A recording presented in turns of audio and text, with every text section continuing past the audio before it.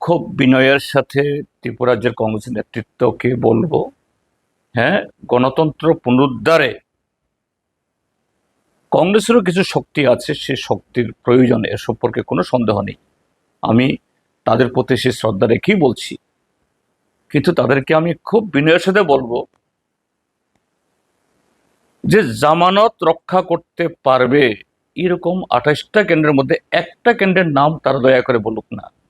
তারপরে তো এই জায়গাতে তাদের সাথে আমাদের সিট অ্যাডজাস্টমেন্টের প্রশ্ন আসবে।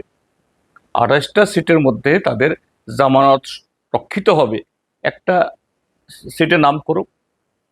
কাজে গণতন্ত্র পুনরুদ্ধারের সংগ্রাম এটা আলাদা, আর নির্বাচনের লড়াই আলাদা। তো যে নির্বাচন, এই ক্ষেত্রে তোমার কোনো ভোট নেই, তোমার কোনো অ্যাক্টিভিস্ট নেই, কর্মী নেই, এবং তোমাকে দাঁড় করানো মানে এটা কি? যে সমস্ত লোকরা তোমাকে চেনে না বা আরেকটা আন্দোলনের সাথে যুক্ত, এদেরকে মানে অসন্তুষ্ট করে দেওয়া, এটাকে আমরা করতে পারি? কাজে কংগ্রেস তারা, হ্যাঁ, সারা দেশের ক্ষেত্রে তারা বড় দল, এটা আমরা সবসময় স্বীকার করি, কিন্তু অযথা এই ত্রিপুরা রাজ্যে সব জায়গাতেই ওই হিসাবে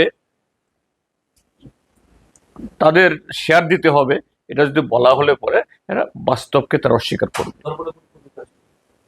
ধর্মনগর তাই, ধর্মনগরও তাই। হ্যাঁ, হ্যাঁ, তখন 2023-এর তখনকার পরিস্থিতিতে আমরা দিয়েছিলাম, যদিও কংগ্রেসের শক্তি সেখানে সেমন ছিল না,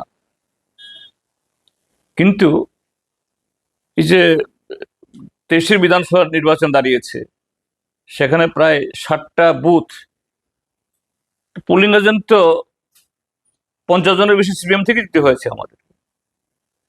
এটা তো পোলিং এজেন্টই নেই।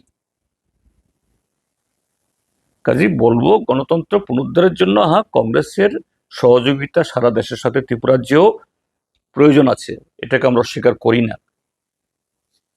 কংগ্রেসের একটা নাম আছে, সবাই জানে নামটাকে, অস্বীকার আমরা করি না। কিন্তু অযথা যে এই ইলেকটোরাল ইয়েতেও সব জায়গাতে সমান সমান ভাগ দিতে হবে বললে পরে এটা কি হবে? সম্ভাবনাকে আরো বিনষ্ট করা হবে, এটা হওয়া উচিত না। তো এটা একই জায়গাতে রয়েছে, সংখ্যা শাসক দলের পক্ষে, আর সেরকম কোনো পরিস্থিতি তৈরি হয়নি যে সংখ্যার মধ্যে কোনো হেরফের হতে পারে। তো 2023-এর বিধানসভার শুরুতে তখন আমাদের যে রাজনৈতিক যে অবস্থান, এটাকে রেজিস্টার করার জন্য আমরা সংখ্যা না থাকলেও দাঁড় করিয়েছিলাম, কিন্তু এখন ওই পরিস্থিতি না।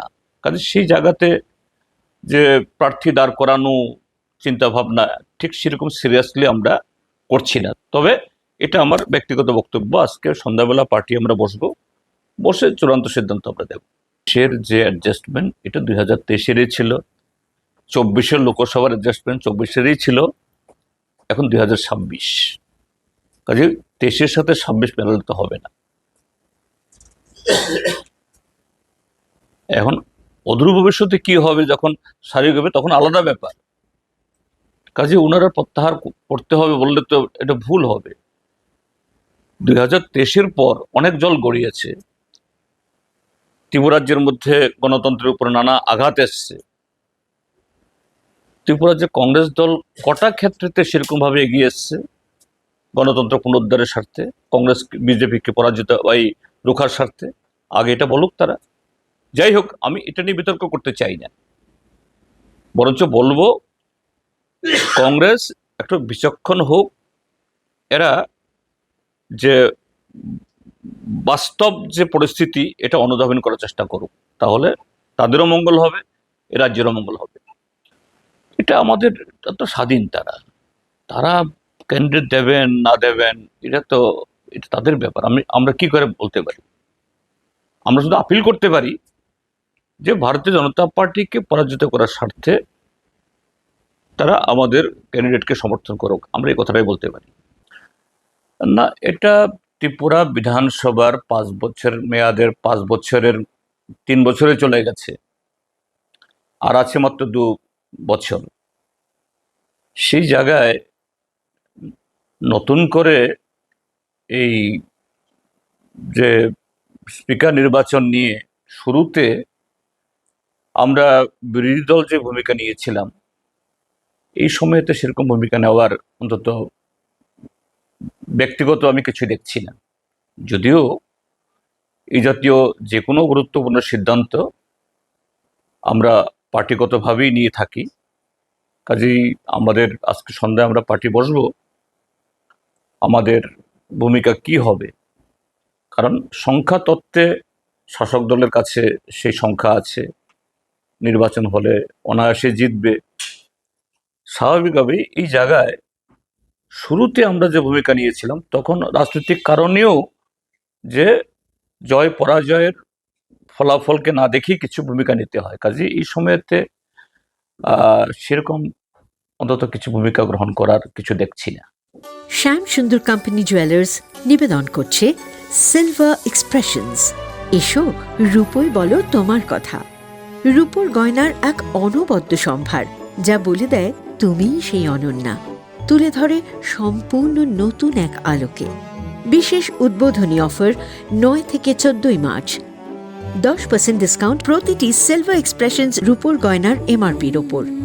নিশ্চিত উপহার প্রতিটি সিলভার এক্সপ্রেশনস রূপোর গয়না কেনাকাটায়। সিলভার এক্সপ্রেশনস, এসো রূপোয় বলো তোমার কথা। বিশেষ উদ্বোধনী অফার 9 থেকে 14 মার্চ, সবার সাদর আমন্ত্রণ। শ্যাম সুন্দর কোম্পানি জুয়েলার্স, আগরতলা, উদয়পুর, ধর্মনগর, কলকাতা। আমরা প্রতিদিনই খোলা আছি।